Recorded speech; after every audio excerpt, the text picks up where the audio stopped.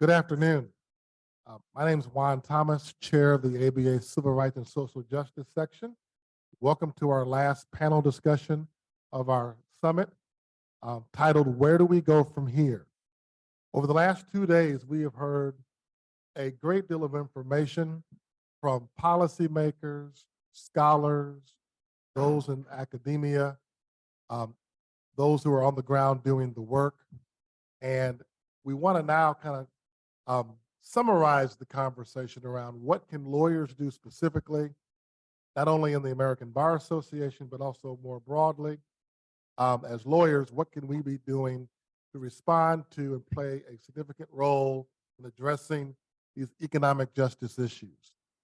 We've talked about environmental justice, the tax code, housing, the racial wealth gap, and now I want to just center our conversation around specifically access to justice issues, and specifically how lawyers can play a role in achieving justice or helping those who need legal services achieve justice for themselves and their families.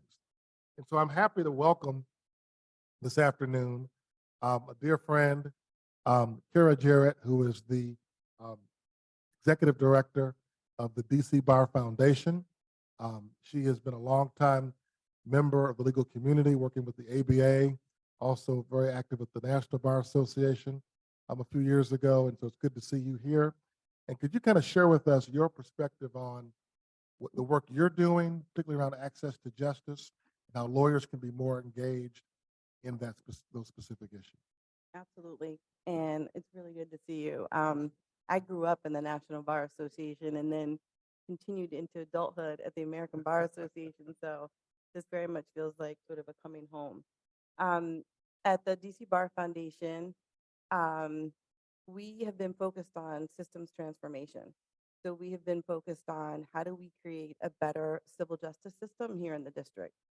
We are fortunate to administer the Access to Justice Initiative for the District of Columbia, which means that we are the recipient of $31 million this year to support access to justice, which is huge. And I know Peter is going to talk about this, but it's just really remarkable. And that has allowed us to do a number of things. So one of the things we have been focused on is creating a coordinated intake and referral system within the district.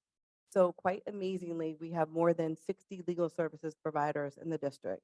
So if you can imagine being a district resident who's in crisis, who's trying to figure out which legal aid organization to call, or if you get the right one, what the income eligibility criteria are, or if that's not the right one, then where do you go from there? That's what we're working on.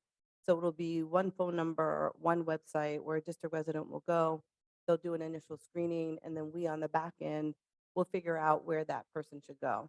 So I think that's a big change for our community, thinking about not our needs as lawyers or attorneys or the court, but thinking about the person who needs help, what their needs are. It's a shift. And I think as we look forward in terms of where we go from here, I think that's a critical component of the next steps. The coordinated intake and referral effort is supported in part by that DC Access to Justice Initiative funding that I spoke of. And I think that we got $1 million in restricted funding from the government to support that effort. And I think it's a recognition by the government that this is a really important initiative and we need to do better.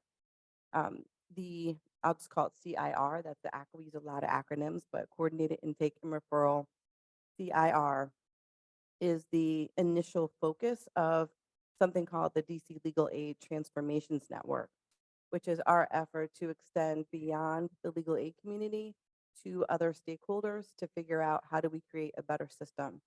So we have brought together for the past 2 years on a quarterly basis a variety of stakeholders who are all serving the same community. So that looks like government, social workers, people in the arts, people in technology, people in the legal aid community, all coming together to say, how do we focus more upstream and how do we work together differently in ways that we never considered before to address the problems that we're seeing. And it's hard because people aren't always used to working together collaboratively at the same table where all voices are heard. And so that's I would say something else that's really important is getting out of our silos and thinking differently about how we do our work and trying something new and different. The last thing I would mention is that we at the Bar Foundation, we've become more focused on well-being and thinking about the person as a whole and not a legal aid need over here, a mental health need here, a housing issue need here, but thinking about the whole person. And we have adopted the well-being blueprint, which is a series of principles that's offered by the Full Frame Initiative, and it speaks to many of the things that I've been talking about, like mastery and social connectedness, and thinking about people as full people and not as like, the way we approach them in our work. So I'll leave it for there. I think that was my 3 to 5 minutes. And happy to talk about that more, but I think those are some of the things that we could do as we go forward. I want to ask Peter Edelman, who has been a gracious host for us the last 2 days. We want to thank you again, Peter, for hosting us here at Georgetown. You are the professor of law and public policy here at the law school and the faculty director for the Center on Poverty, Inequality here at the Law Center. And so I want to kind of build on what Kirra was talking about from a local perspective. You do this work as well from a national and local perspective. Could you kind of share with us your thoughts around access to justice issues? I know in my home state of Illinois, we have counties, particularly in what we call downstate Illinois, south of I-80, outside of Chicago, that don't have lawyers that even live in the county.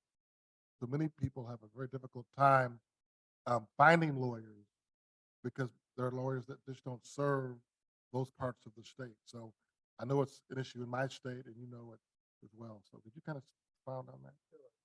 Thank you. Thank you and everybody, Paula and everybody. I do this every time. You'd think well, of course, when I teach, I don't have this. I'm just saying that, Juan, thank you. And Paula and everybody that's involved. This is such an amazing thing. The civil rights and social justice section is there a long time, but this particular thing of having this summit is a new thing. And I'm sure you're going to continue it because it's so important. All of us, I think more than ever, are understanding about this whole, not only economic as it relates to civil rights, but also how fundamental it is to talk about race and low-income people. And all of those things are what we need to be doing. That's what we've been doing these 2 days, and it's just so important. I do have a kind of a couple of hats. One of them right here, and the other side is Kirra says they get the money, and they do it so well. And I'm on the other side of getting the money. And we're very proud of it, and very proud because it's used very well. But we started about 20 years ago to have an Access to Justice Commission, and they're in about 40 states, and we were one of the fourth or fifth, but the top judge in each of the states decided to have them, and we think we're the best. And I can tell you in terms of the money, at least about what we're dealing now. I'll say a word about that. But we have the most per person of any place in the country. That's 2. And we're very proud about it, and it's very, very important.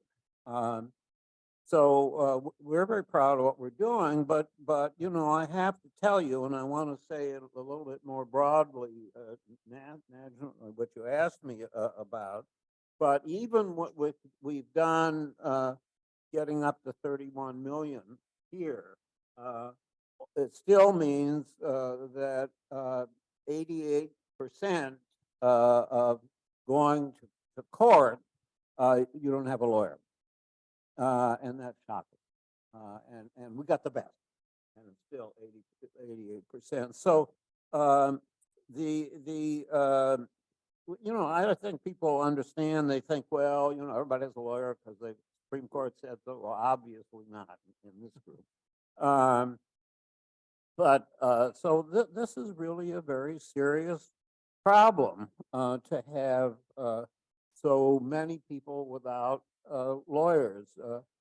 Professor Julian Hadley, which many of you know, said a law so complex and so alien that people don't even know that they face legal problems. That when they're embroiled in them, much less what legal protections that they get not. And my friend, many of you know, Jim Sandman, who's the former president of the Legal Services Corporation, says, quote, the state, if the American civil legal system is a 5-alarm fire. Well, that says it. High volume, high stakes cases, human needs like shelter from evictions and foreclosures and protection again against abusers and family stability with child custody and child support and financial, all of it without lawyers.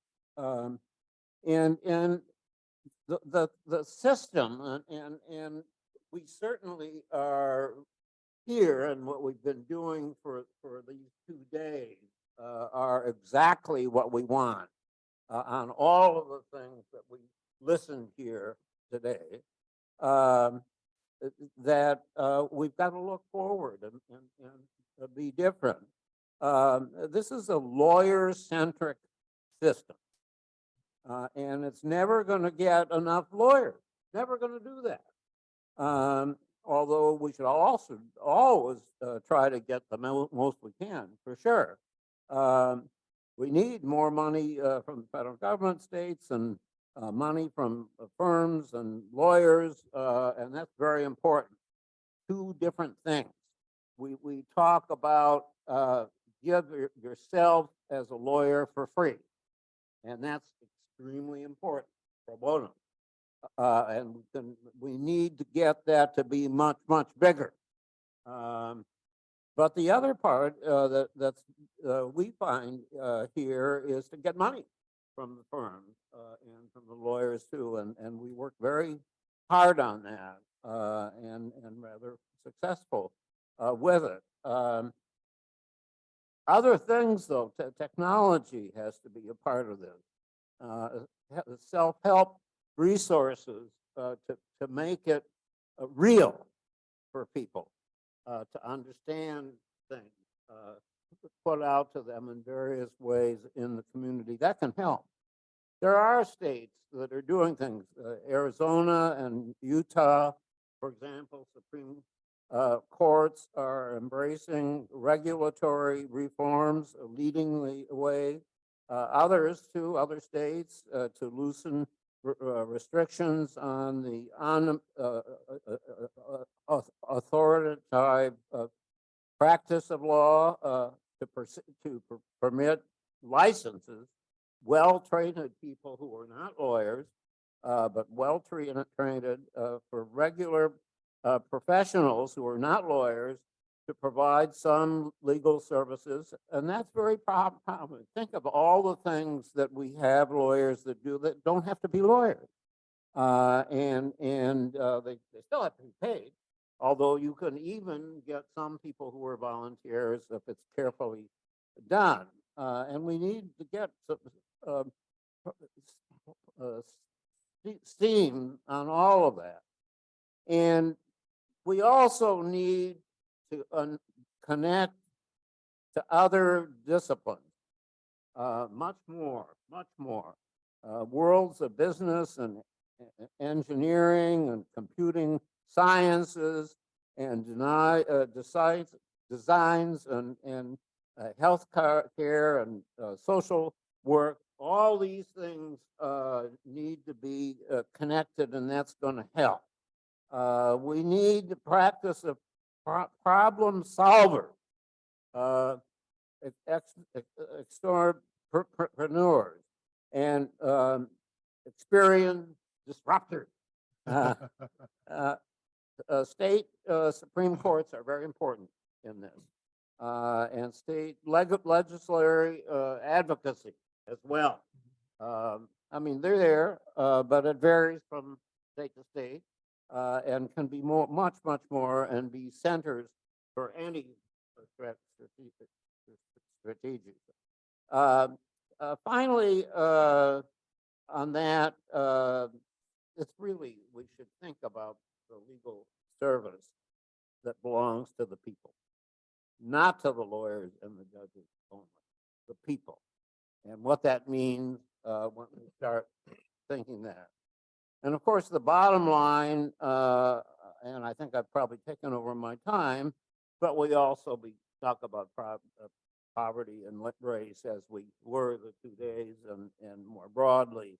You know, look around the world and what we're doing for low-income people as compared to any of the larger the other places in the countries that can do, and for example, double, because in Canada, South Korea, Germany, double. And we have the resources. We know how to do this. I could go on for several hours, as you can imagine, but you get what I'm saying, and this is really the basic point. So thank you. Thank you, Peter. You know, Stuart, listening to Peter really reminds me of the work you're doing with economic architecture around innovative thinking, big ideas. You know, Peter said that we are think about the future, but we got to think about the future differently. So could you kind of talk about the work you're doing at economic architecture around innovative thoughts? I know you do a lot with the housing industry. We just had the secretary here from HUD talk about, you know, the work they're doing at the department. How does your work kind of complement current policy? But what do you think about these issues beyond current policy, but looking beyond? Absolutely. And Juan, thank you today, and good afternoon, everybody. I want to start by echoing, though, a little bit of what Peter just said. This has been, I think, a remarkable 2 days. I was able to participate in person and virtually, and I thought the sessions were remarkable. We had such breadth of different topics addressed, going into some real depth on some of the serious issues. I think they also gave a sense of how much momentum there is. We know how much needs to be done, but there is so much already underway. As you say, Juan, I'm a little bit of an apple to the oranges here. I have to confess, I am not a lawyer, so I might be one of the few in the room. And if I were going to kind of be a little bit provocative, I would think I would point out that a lot of the sessions that we have today really focused on the role of policy as it relates to tax, as it relates to resources, as it relates to regulation and enforcement. And I think that's rightly so, that those are all 4 important buckets. But I think also that if we're going to talk about addressing economic injustice, we need to think about how do we start to create a just economy. But the economy is the largest coordinating mechanism we have in society. And if it is routinely creating unjust outcomes, then even remedies as large as things like federal policy will struggle in the face of it. And we need to recognize that if our market systems kind of systematically create those kind of unjust outcomes, that there is a architecture of inequality that needs to be examined, in some cases dismantled, and redesigned. That's the work that we seek to do in economic architecture. We focus on problems of historic proportions. One of the ones that I think is most important is the devaluation of homes in Black majority neighborhoods all across this country. We've been working with that in partnership with the Brookings Institution on that for the last several years. Senior fellow there, Dr. Andre Perry, did this wonderful research that showed that homes in Black majority neighborhoods are devalued by over $160 billion, which is massive. And if you think about what happens when you take that amount of wealth away from any community, what it does to their ability to do everything else, to lead their lives, to raise kids, to send kids to school, to start businesses, to deal with health issues like a global pandemic, it's enormous. And we need to recognize that, contrary to the statements of some economists, that that's just a reflection of the demand, that that's just the way markets work. This is just a reflection of demand. We need to recognize that the housing market is a thoroughly constructed market. It was designed intentionally, it was built intentionally, it is maintained intentionally, and we need to redesign it so that it has different kinds of outcomes. So in the process of doing that work, we start with the belief that there are innovators, entrepreneurs, disruptors, and communities proximate to this problem all across the country who have an understanding of what the problem is and need to be at the table and addressing those problems and defining the solution. So we did work, we looked at over 6,000 organizations working in housing across the country, pretty much every organization working in these communities. We looked at what the structural innovations are that are emerging, what the nature of the problems are, and we, among other things, raised up a series of those innovations for working at the city, state, and federal level, both in the private sector and in the public sector. And I just would, if I could, focus on one, because I think it highlights a role that lawyers can play in helping to redesign our markets, right? So I'm going to dive just for a moment into one specific issue area. If we look at, we know, or you probably know better than I do as lawyers around here, that the United States separated from the UK at a time when fee simple ownership of land was in its ascendancy. As a result of that, it is ensconced in our law thoroughly, and we're now exporting it around the world. But it's not the only model, and it's not even the most prevalent model that was in place in the UK. One of the issues with fee simple ownership is that when you have fee simple ownership of the land, land is scarce. Land will then appreciate. And what happens is that homeowners will stand to benefit from that appreciation through wealth building.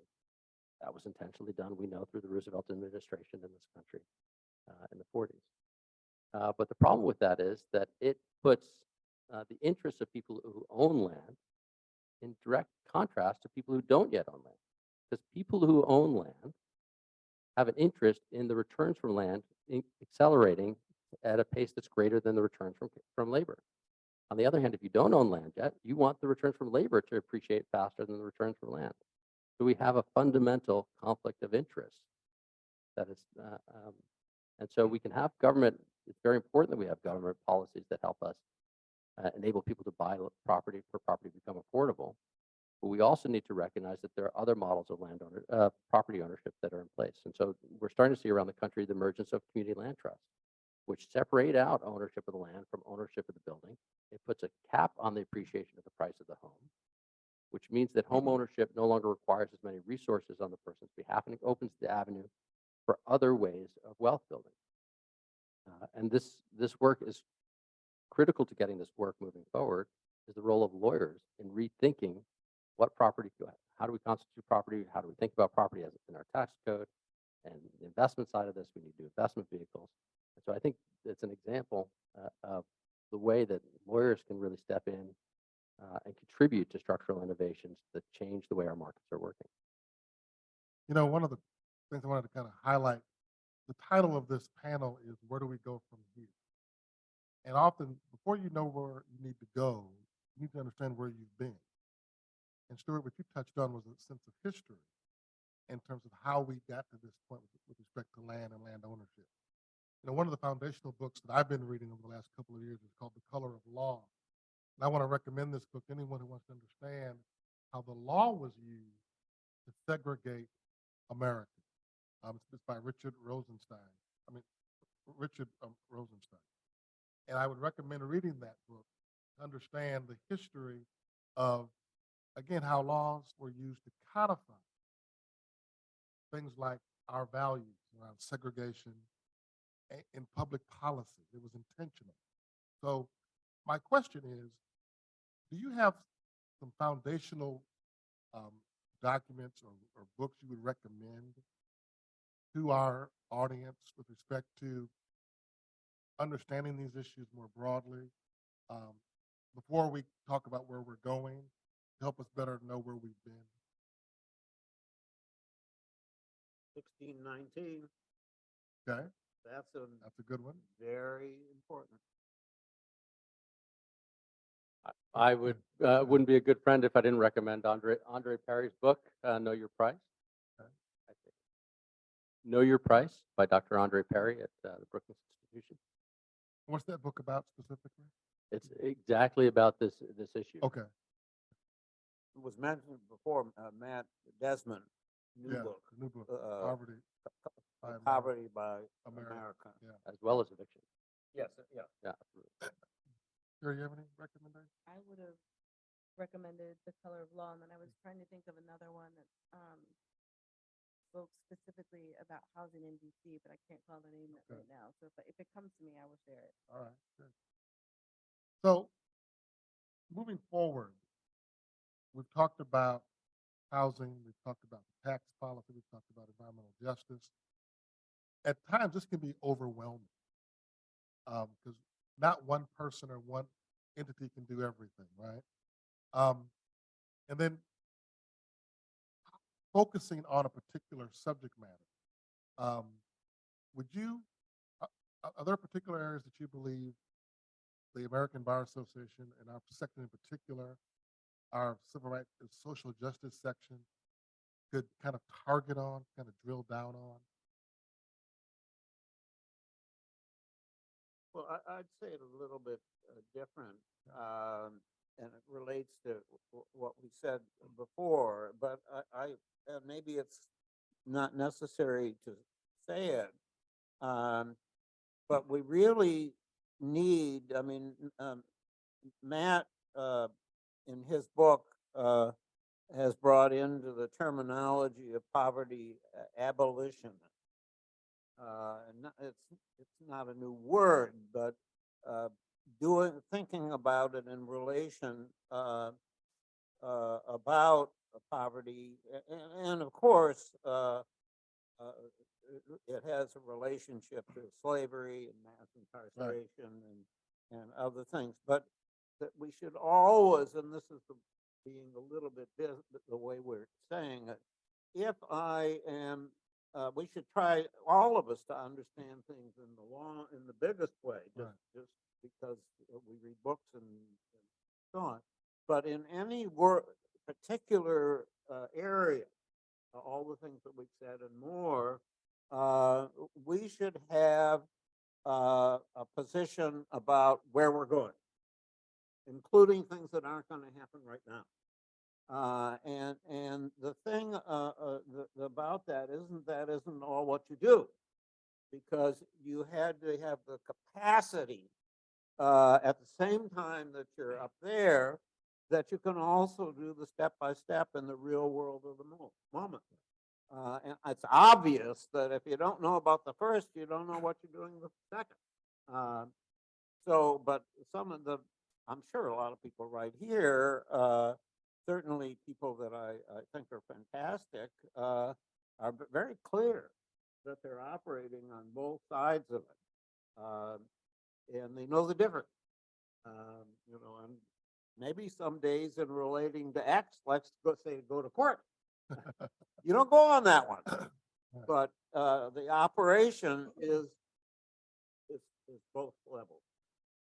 Kirra, you want to add something? I would love to. Kirra, did you want to? Okay. So I think I would start. One, I should say I'm optimistic, and part of the reason why I'm so optimistic is because injustice is not in our common interest. Addressing economic injustice has a broad base of potential allies and support.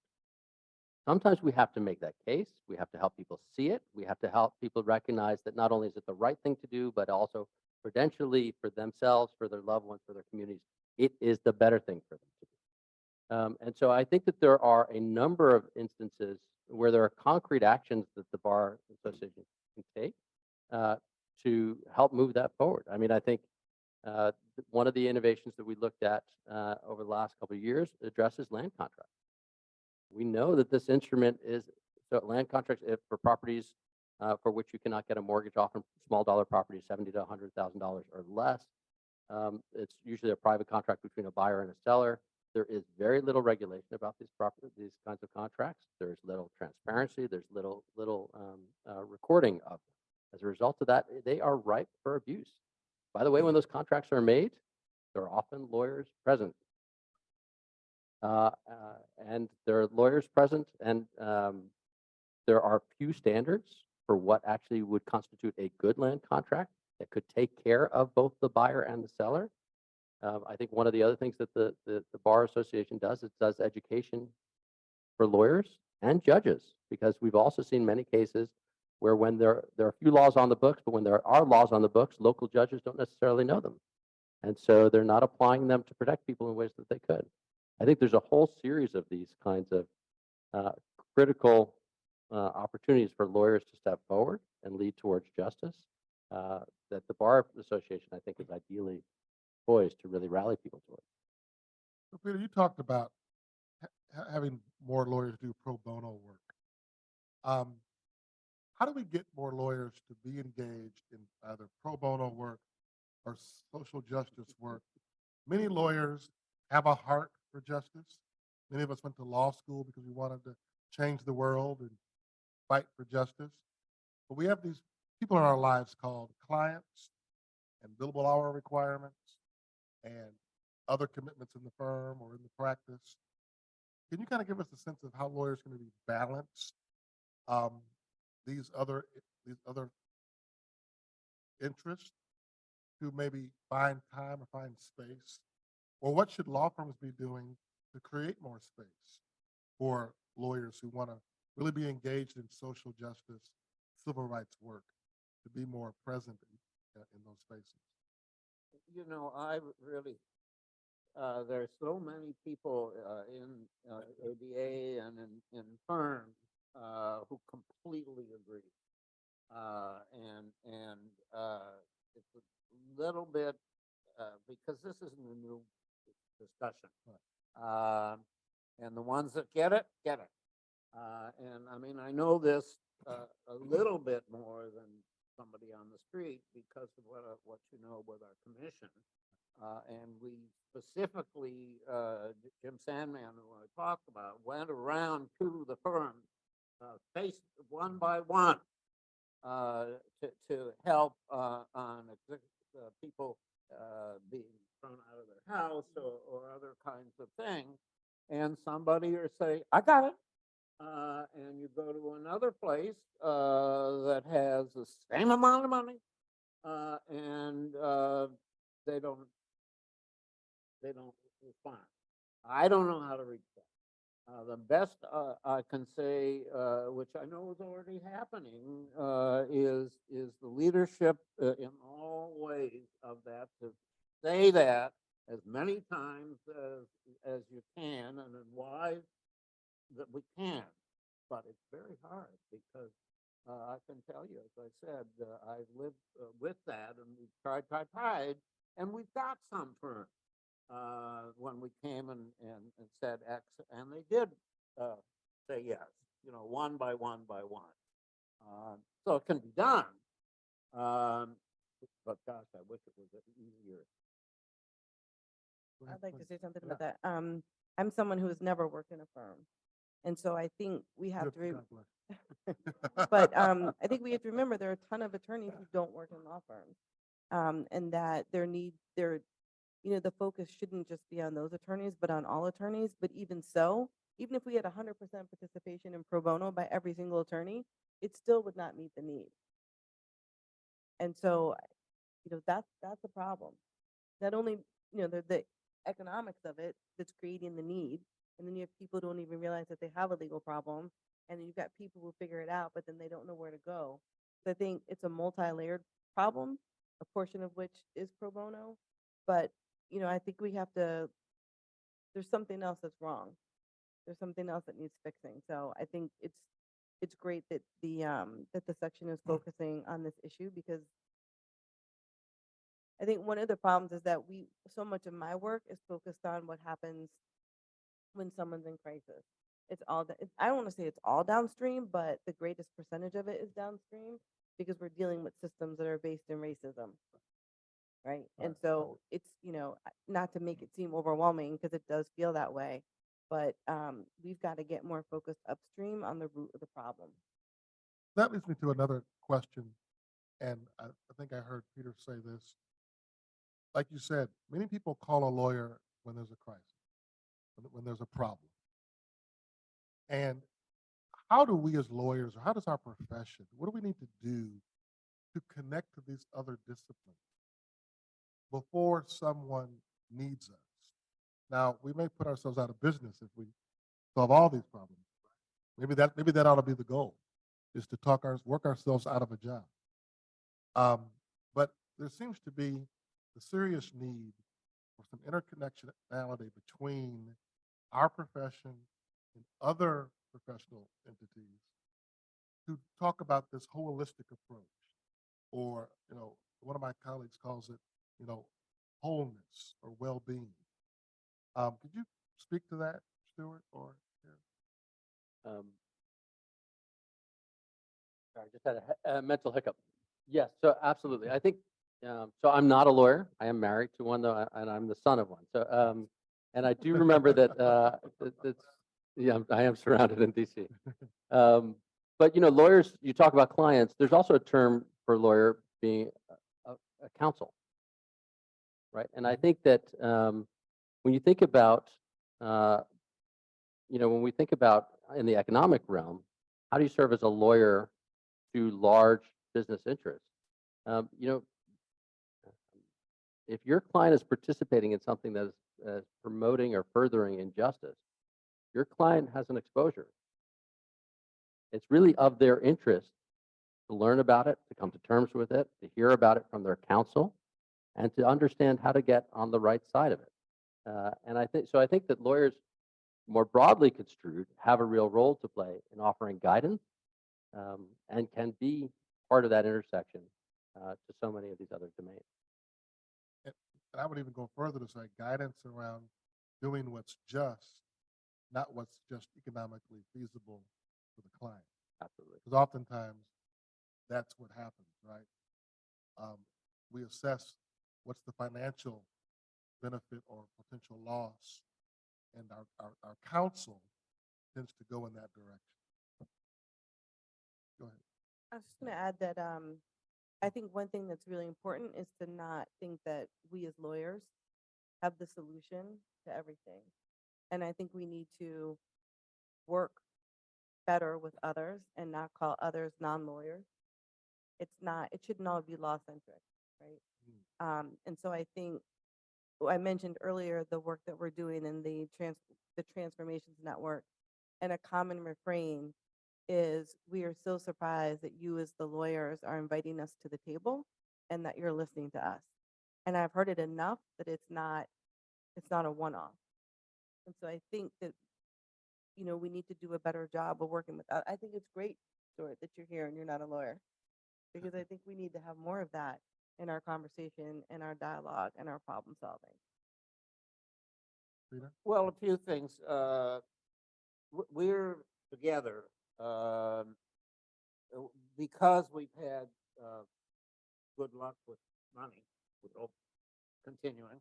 The mayor's gone the wrong direction. But we're doing, you're making things that are not lawyers, or working with other organizations. So that's real.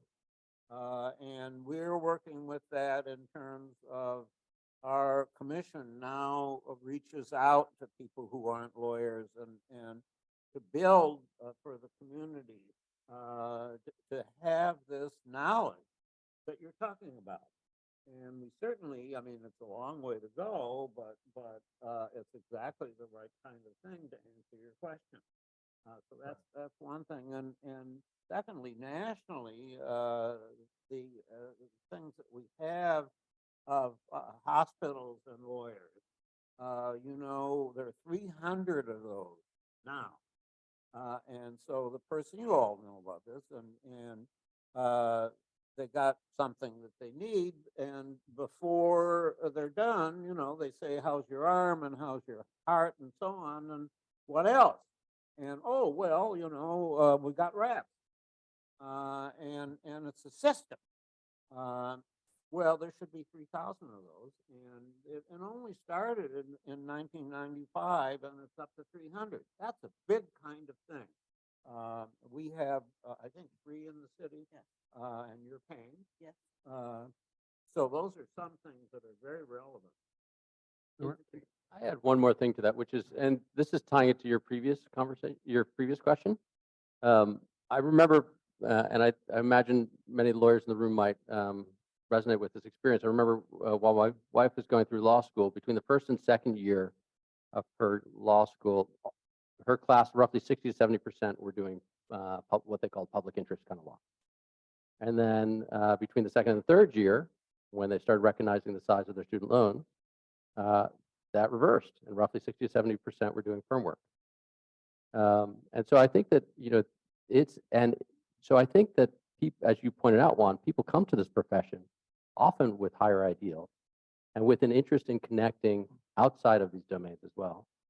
But there's a real challenge to the legal community, and I wonder what role the bar can play in asking that question about how do you make sure that you're creating a pathway for professionals to really contribute in the most substantial way they can to society and deal with these kind of economic burdens they have.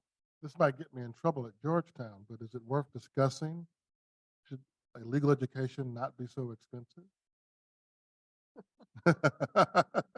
Well, to be serious, yes, I mean, I on the side of how much it costs, we could have a close the door and talk about it. But what we can do and are do, and we will, and this any good law school and has some money, is to get us money to give to students and are not paying the full amount. That's the place to do it. I don't know if I walk around here and close the lights earlier or something like that, but we certainly can get people who can't pay the thing, and you'll see. I mean, not that we're going to tell you, but an enormous, large number of our people are not paying full amount, and that's so important. Well, I know to that point, the number of students of color who are going to law school is decreasing because of the enormous cost. Well, not here, but maybe nationally. Nationally, Yeah, no, we're 15%, right? He did it. That's Dean Bellamy that we're pointing to back there. Well, yes, Right, right. I wish that was true nationally. That's right, loan forgiveness. Right. That's a good segue to open up the discussion to the audience. Are there questions from the audience? There's one over there. Well, I'm going to have to leave in about 7 minutes or so. Not that I have anything to say, but. I also should leave soon, or else I'll get a ticket on my car, which is unfortunate. Hello, this is Lydia Brown again from the National Disability Institute. So earlier, I think that there was some conversation about the inadequacy even of a robust pro bono participation to meet the need of DC residents right now who are facing severe existential threats to housing and continued economic security. And I'm wondering, this is just purely not strictly a question on behalf of NDI, but more a question on behalf of myself and many people that I know and I work with regularly. Are there opportunities for people who are outside the DC area to support in at least some pro bono representation activities, like as a way of trying to, basically, I'm just thinking of like Band-Aids for what is obviously a systemic problem that also requires structural change. But in the meantime, as we are advocating for such structural change in policy and in funding allocations, Are there opportunities for immediate support and aid that would help alleviate some of the pressure that our organizations are facing?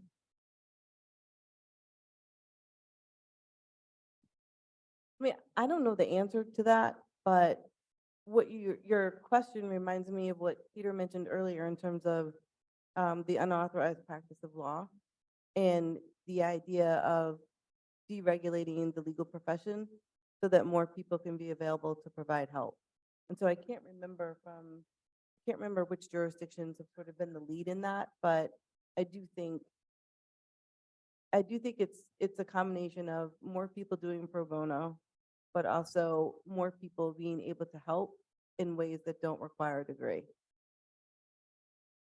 Arizona. the ones that I That's what it mentioned. is, yeah. Any other questions? Here's one. Yeah, so we know that in some cases, big law is using artificial intelligence to increase the productivity of their associates and others.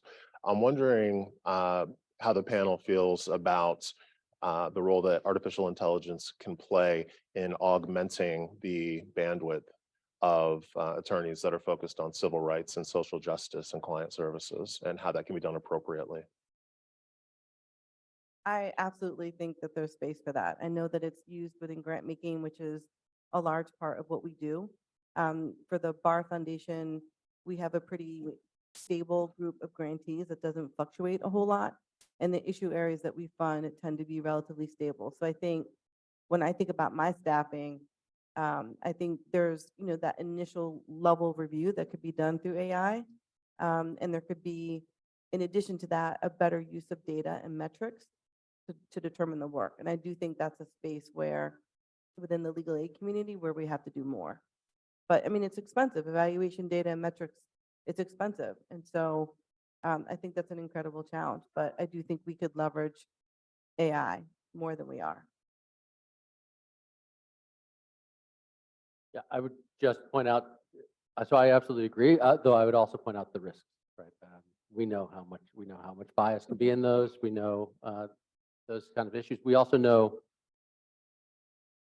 that the requirements, there's a measurement problem. The requirements for data say, okay, show me that this works and then we'll fund you to do it. But we have a social problem because we haven't solved the social problem yet. So the idea that you're going to say to somebody who's going to solve the social problem, show me that it can be solved before we're going to fund it, creates this kind of cycle and a real expense on the part of people who are trying to drive this forward. So, borrowing from earlier, another panel where we talked about actually really putting the resources in the hands of people who are moving those solutions forward. I think we have to be careful that there's not too much overreach on the pressure for data. Let's instead enable people who are kind of approximately located to actually move innovations further forward.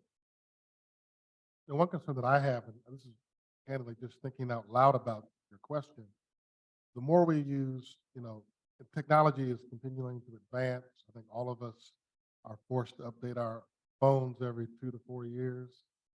We've kind of gotten used to that kind of lifestyle. And we see technology being used to make conceivably life easier for many people, those who can access technology in the proper, in an efficient and economic way. But my concern is, as you have more and more technology advances that require less human capital, who's not being hired? Who's not being chosen for jobs, for opportunities? And typically, there's an old adage that people of color are the last hired and the first fired. And so one of my concerns in the advancement of technology, what does that do for people who need work? But yet now you're at a company or a firm that doesn't need to hire people as much. And we see that in the banking industry. In my community, I live in suburban Chicago. Banks are closing because no one goes to the bank anymore to deposit a check. And so major banks, Citibank, Chase, they're closing certain facilities in certain communities because you can now you can deposit a check with this, right? And I'm sorry, People write checks anymore? Anybody? Okay, right, no. Right, you Zelle people, or you PayPal, or, well, Peter, you still write checks? Well, a lot of folks, that's becoming a thing of the past. So I say that to say, um, there's a blessing and a curse to our technology advance. I think we've got to be more mindful of that. And I know we're starting a project in our section around AI and economic justice.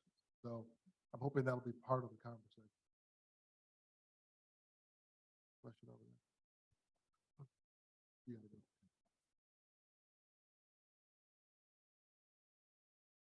go. Hello.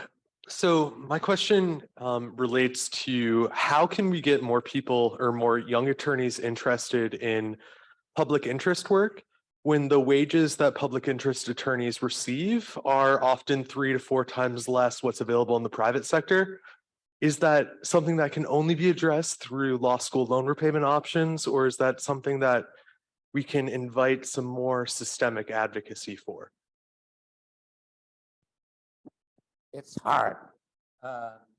You've got to figure out, and extremely hard for the young people who would work this work in the public stuff, that. And so, as many more as you can get other kind of money in it, particularly getting started, because there's some out there. But if foundations would put more money for that, that's one thing. It's not going to do it, but it would help a lot. But this is really a major point. So, wish I had a better answer. I'll just add to that. This is more of a kind of a philosophical point that Peter made about we're not going to solve these problems tomorrow. But, and I think, Kirra, you touched on this about kind of this larger structural issues, the bigger challenges we have. For me, it comes down to value. What do we value? And we live in a society that candidly values athletes and entertainers more than public interest lawyers. And we value entertainers and athletes more than we value teachers. Right? Because we pay our athletes multi-millions of dollars to entertain us, once or twice with what sport you like, but they play a game. But that's where we put our resources as a society. And the real challenge is there are people in our society that benefit from the current structure, and they're completely satisfied with the way things are. Are we willing to challenge those assumptions? Yesterday we heard, I can't remember who said it specifically, but one of the panelists talked about policy is shifted by the narrative. And you shift the narrative by shifting our values. And at the end of the day, you know what values really are? What do you care about? What do you care about? And I'm going to be bold enough to say this. There are people in this country, in our society, that don't care about people of color. They just don't care. And so that's a real challenge. And then there are others who care, but may not have the broader perspective or a full sense of history, or may only care in what I call the charity space. We want to give scholarships to poor kids in the inner city, but we're not really trying to transform the community they came from. And so I think we've got a real question as a society, particularly in this moment that we're living in, where some have called it an internal civil war. Hopefully it won't break out into a real one. But what are our values? Because you're absolutely right. I have many classmates from law school that I remember wanted to do public interest work, I had classmates that wanted to be teachers. But they went to law school because they felt lawyers made more money. I'm sorry. I just think a big part of it is exposure. And, I graduated from law school 30 years ago now, but I would say there was no exposure within law school to any of what I wound up doing in my career. None. And that included working on the Hill, having my own law practice, lobbying, working in local government as agency counsel. I mean, maybe some contracts there. I think when I think about it, what was most helpful maybe was property for when my father passed and I became executor of his estate. But beyond that, I would say, I mean, I think there's a real, I could think of one class that I took in law school that dealt with public interest law. But beyond that, no exposure to understand even what I could potentially do with a law degree. I didn't come from a family of attorneys. I was the first person in my family to graduate from law school. I don't even think I knew attorneys before I went to law school, if I really thought about it. And now when I think about all the different things you can do with a law degree and all the opportunities that are out there, I wish I'd had more exposure to that. I didn't even know there was such a thing as a CEO of a foundation. I didn't even know what that was, or the opportunity that I could have in doing that. And maybe to even add to that point even further, I finished law school 27 years ago. And I had similar, lack of exposure. And maybe the discussion we had earlier this week around our curriculum, what we're teaching in law school. So I'm throwing this out that I don't know. Are there economic justice classes in law schools? I know we're talking around Native American law. We heard that from one of our speakers yesterday. So maybe it's time to rethink what we teach in law school. And again, I'm 27 years out, so I don't really have those old syllabuses anymore. But maybe that's some rethinking or some innovative thinking around what we teach law students, to expose them to different areas of law, some of these structural issues, make them all read books like this, The Color of Law, and others. That might help change the narrative as well.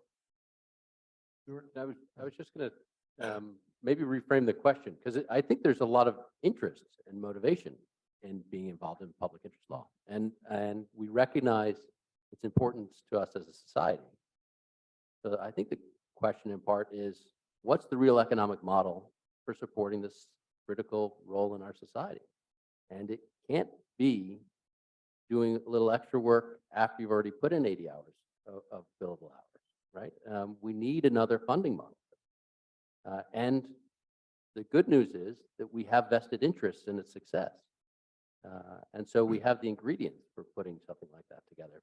But I know firsthand, you're right, it's very challenging for especially young people who are coming into this, even with loan forgiveness.